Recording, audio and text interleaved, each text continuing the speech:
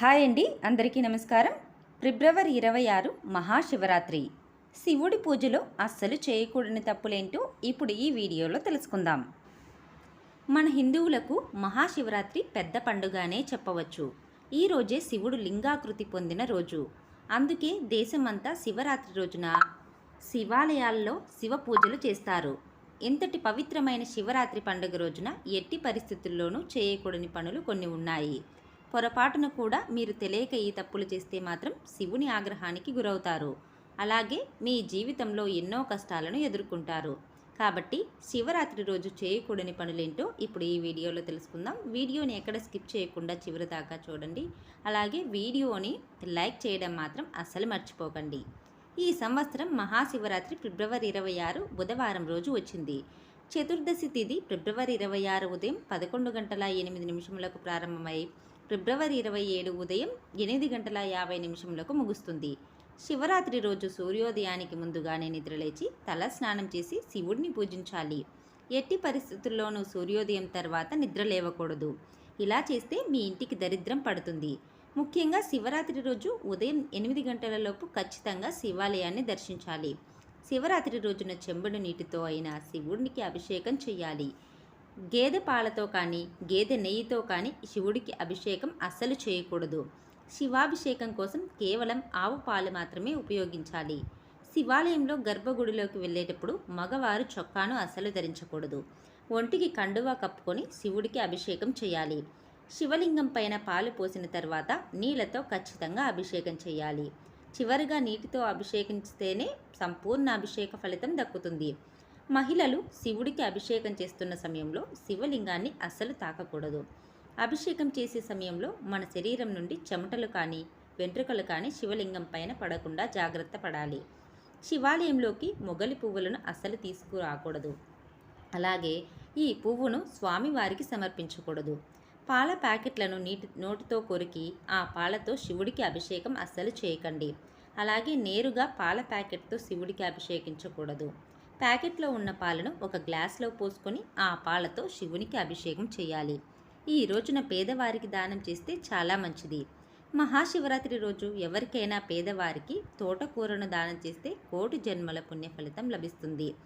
శివ పూజ చేస్తున్న సమయంలో స్టీల్ పాత్రలను అస్సలు వాడకండి.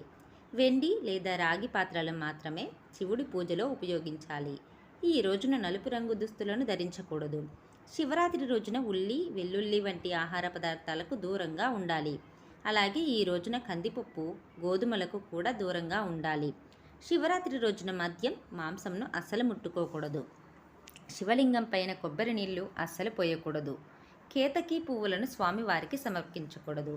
ముఖ్యంగా శివ పూజలో తులసి ఆకులను అస్సలు వాడకూడదు. శివరాత్రి రోజున పచ్చి మంచినీళ్లు కూడా తాగకుండా ఉపవాసం ఉండాల్సిన అవసరం లేదని వేద పండితులు చెబుతున్నారు. శివరాత్రి రోజున ప్రతి ఒక్కరూ ఖచ్చితంగా శివాలయానికి వెళ్ళాలి. ఈ రోజంతా ఓం నమః శివాయ అనే మంత్రాన్ని జపిస్తూ శివుణ్ణి స్మరించుకుంటూ ఉండాలి.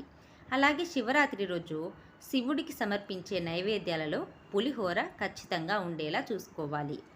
శివరాత్రి రోజున విభూదిని నుదుటిన పెట్టుకుంటే ఆ పరమశివుని అనుగ్రహం ఎల్లవేళలా మీపై ఉంటుంది అని వేద పండితులు చెబుతున్నారు. ఈ రోజున శివుడు కైలాసం నుండి నేరుగా భూమిపైకి వచ్చి శివాలయంలో నివసిస్తాడు అని నమ్మకం. కాబట్టి శివరాత్రి రోజున ఎవరైతే శివాలయానికి వెళ్తారో వారి జీవితంలో ఎలాంటి కష్టాలు లేకుండా శివుడు అనుగ్రహిస్తాడు అని పురాణాలు చెబుతున్నాయి. చాలామంది శివాలయానికి వెళ్ళి ప్రదక్షిణలు చేస్తూ ఉంటారు. కానీ ఎప్పుడూ కూడా శివాలయంలో ప్రదక్షిణలు చేయకూడదు. శివాలయంలో ప్రదక్షిణలు చేయకూడదు. ఈ రోజున జుట్టు కత్తిరించడం, గోర్లు కత్తిరించడం, షేవింగ్ చేసుకోవడం వంటి పనులను చేయకూడదు. ముఖ్యంగా శివరాత్రి రోజున భార్యాభర్తలు సంభోగం చేయకూడదు. పొరపాటున కూడా ఇలా చేస్తే పాపాన్ని మూట కట్టుకున్న వారవుతారు. శివరాత్రి రోజున ఉప్పును కొనకూడదు. శివరాత్రి రోజున ఉదయాన్నే లేచి తల స్నానం చేసి కొత్త బట్టలు ధరించాలి. ఆ రోజంతా శివుణ్ణి స్మరించుకుంటూ ఉండాలి. శివ పూజ చేసేటప్పుడు నుదుటిన కుంకుమ బొట్టు తప్పనిసరిగా పెట్టుకోవాలి. మనసులో చెడు ఆలోచనలు రాకుండా చూసుకోవాలి. ఈ రోజున ఎవరికి కీడు జరగాలని కోరుకోకూడదు. శివరాత్రి రోజున జిల్లేడు పూలతో పూజిస్తే ఆ పరమేశ్వరుడు త్వరగా కరుణిస్తాడని నమ్మకం, భక్తుల విశ్వాసం. జిల్లేడు పూలకు చాలా విశిష్టత ఉంది. ఇలా శివుణ్ణి పూజించిన పూలను మహిళల తలలో పెట్టుకుంటే చాలా మంచి జరుగుతుంది. ఈ రోజున శివుడికి బిల్వపత్రం సమర్పిస్తే మీ కష్టాలన్నీ తొలగిపోతాయి. ఈ రోజున శివుణ్ణి బిల్వపత్రంతో సమర్పిస్తే శివుడు సంతోషించి మీరు ఏది కోరుకున్నా వెంటనే తీర్చేస్తాడు. పురాణాల ప్రకారం శివుడు మరియు పార్వతీదేవి సాయంత్రం సమయంలో భూమిపైన సంచరిస్తారు అని నమ్మకం. కాబట్టి శివపార్వతుల ఆశీర్వాదం పొందాలంటే శివరాత్రి రోజున సాయంత్రం సమయంలో ఖచ్చితంగా దీపారాధన చేయాలి. సాయంత్రం సమయంలో పూజ చేసినట్లయితే ఆ పూజలో 1000 రెట్ల కంటే ఎక్కువ పుణ్యప్రాప్తిని ఇస్తుందని వేద పండితులు చెబుతున్నారు.